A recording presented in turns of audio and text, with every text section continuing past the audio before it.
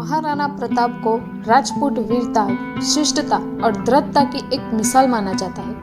दुश्मनों के सामने सिर्फ महाराणा प्रताप का नाम लेने भर से सेना के पसीने छूट जाते थे।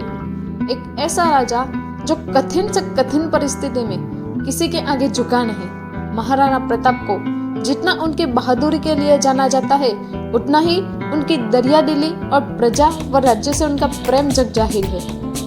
कुछ इतिहासकार बताते हैं कि प्रताप निहत्थे दुश्मन के लिए भी एक तलवार रखते थे। महाराणा प्रताप पर बहुत सी फिल्में और धारावाहिक बनी, कई शोध हुए और उन पर किताबें भी लिखी गई।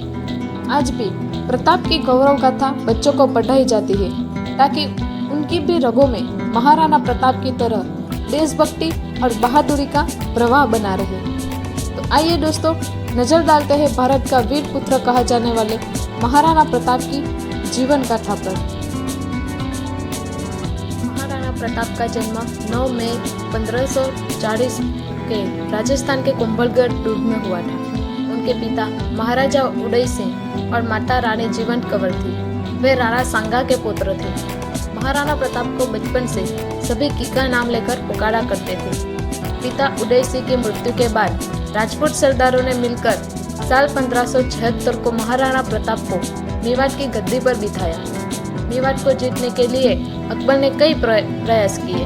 अकबर चाहता था कि महाराणा प्रताप अन्य राजाओं की तरह उसके कदमों में झुक जाए।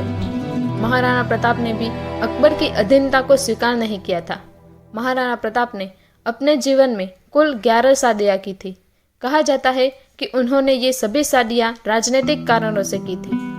महारानी अजबड़े से पैदा हुए अमर सिंह उनके उत्तराधिकारी बने।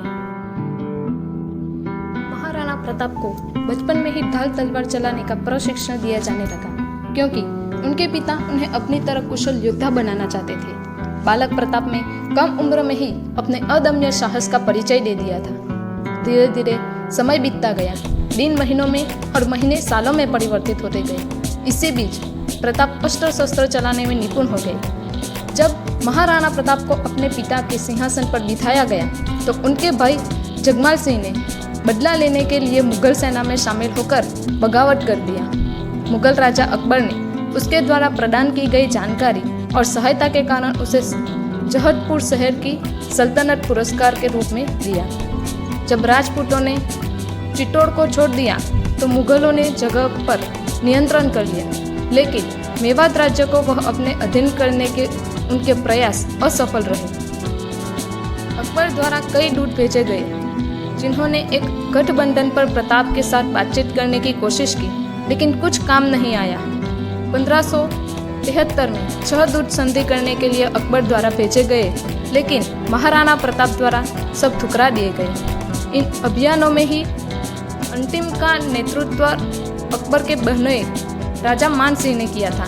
जब शांति संधि पर हस्ताक्षर करने के प्रयास विफल हो गए तो अकबर ने अपनी शक्तिशाली मुगल सेना के साथ लड़ने की कोशिश करने का मन बना लिया।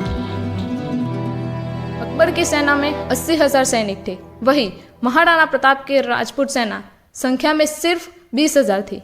यह युद्ध भारत के इतिहास का एक महत्वपूर्ण युद्ध था। इतिहासकारों के अनुसार इस युद्ध में न तो कोई विजय हुआ, न ही किसी की पराजय हुई, क्योंकि अकबर की सेना बहुत विशाल थी। उसके सामने 20,000 की सेना, इसके बावजूद वो महाराणा प्रताप को बंदी नहीं बना पाए थे। हार के बावजूद भी महाराणा प्रताप ने अपना मनोबल कमजोर नहीं होने दिया और आखिरकार अपने खोए हुए क्षेत्रों को पुनः प्राप्त किया। महाराणा प्रताप ने जीवन भर मुगलों से लड़ाई लड़ी। हल्दी घाटी के युद्ध के बाद भी अगले 10 सालों में मेवात में महाराणा प्रताप ने स्वतंत्रता की लड़ाई जारी रखी। वास्तविकता में हल्दी घाटी का युद्ध महाराणा प्रताप और मुगलों के बीच हुए कई युद्धों की शुरुआत पर था।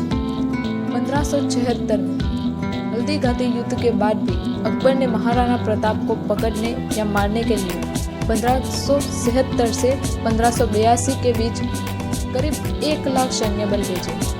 अंग्रेजी इतिहासकारों ने लिखा है कि हल्दी घाटी युद्ध का दूसरा भाग, जिसको उन्होंने बैटल ऑफ दिवेर कहा है, मुगल बादशाह के लिए एक करारी हार सिद्ध हुआ था। हल्दी घाटी के बाद अक्टूबर 1582 में दिवेर का युद्ध हुआ। इस युद्ध में मुगल सेना की अगुवाई करने वाला अकबर का चाचा सुल्तान खां था। दीवार के युद्ध के बाद प्रताप ने घोंघुदा, कुंभलगढ़, बस्सी, चावड़, जावर, मदारिया, मोही, मंडलगढ़ जैसे महत्वपूर्ण ठिकानों पर कब्जा कर लिया। इसके बाद महाराणा प्रताप व मुगलों के बीच एक लंबा संघर्ष युद्ध के रूप में घटित हुआ, जिसके कारण कर्नल जेम्स टॉड ने इस युद्ध को मेवात का मैराथन कहा। 16वीं शताब्दी के राजपूत शासकों में महाराणा प्रताप ऐसे शासक थे जो अकबर को लगातार टक्कर देते रहे। उस समय के जानकार बताते हैं कि स्वयं प्रताप का वजन 110 किलो और कद 7 फीट 5 इंच थी। वो बेहद स्फूर्तिले और साहसी थे। महाराणा प्रताप का भाला 81 किलो वजन का था और उनके छाती का कवच 72 किलो का था। उनके भाला, कवच, ढाल और साथ में 2 तलवारों का वजन मिलाकर 208 किलो था। इतने भार को लेकर वह चेतक पर हवा की गति से रणभूमि में चलते थे। महाराणा प्रताप के हथियार इतिहास के सबसे भारी युद्ध हथियारों में शामिल है। महाराणा प्रताप की तलवार, कवच आदि सामान आज भी उदयपुर राजघराने के संग्रहालय में सुरक्षित है। जब जब महाराणा प्रताप का नाम लिया जाता है, तब तब उनके प्रिय घोड़े चेतक का नाम भी लिया जाता है। आज भी मेवाड़ में कहा जाता है कि बाज नहीं, खगराज नहीं, पर आसमान में उड़ता था, इसीलिए नाम पड़ा चेतक। स्वामी भक्ति ऐसी कि दुनिया में वह सर्वश्रेष्ठ अश्व माना गया। महाराणा प्रताप का घोड़ा चेतक इतना शौर्यवान था कि दुश्मन के हाथियों को भ्रमित करने के लिए उसके सिर पर हाथी की सूंड लगाई जाती थी। महाराणा प्रताप का प्रसिद्ध नीलवर्ण घोड़ा चेतक उनका अत्यंत प्रिय घोड़ा था। उसके चर्चे पूरे देश में थे।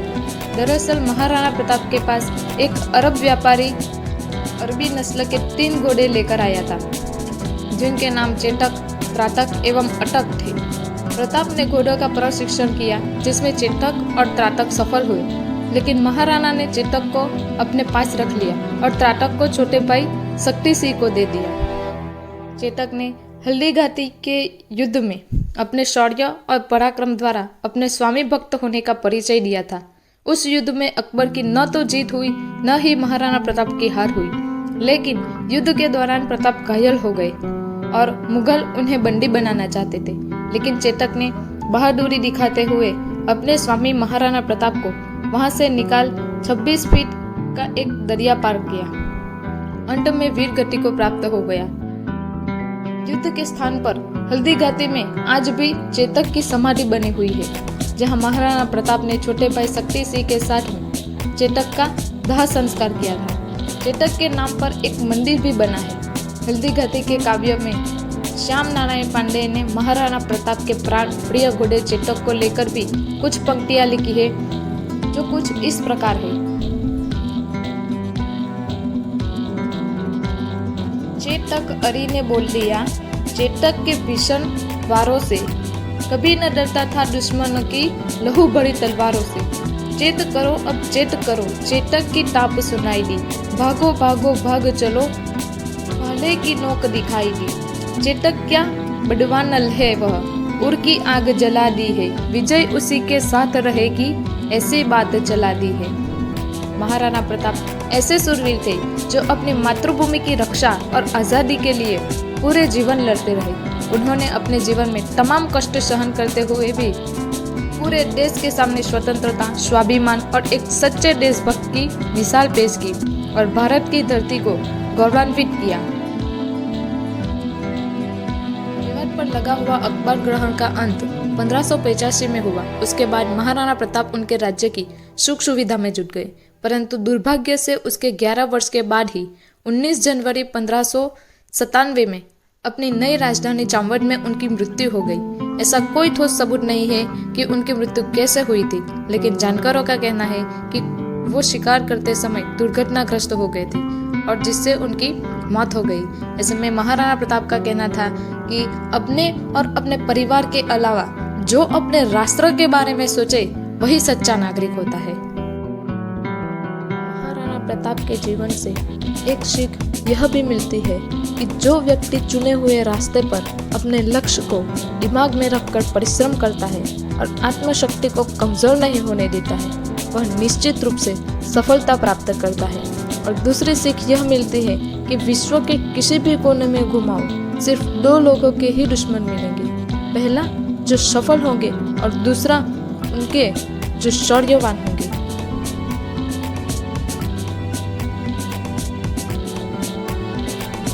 जय हिंद, जय भारत।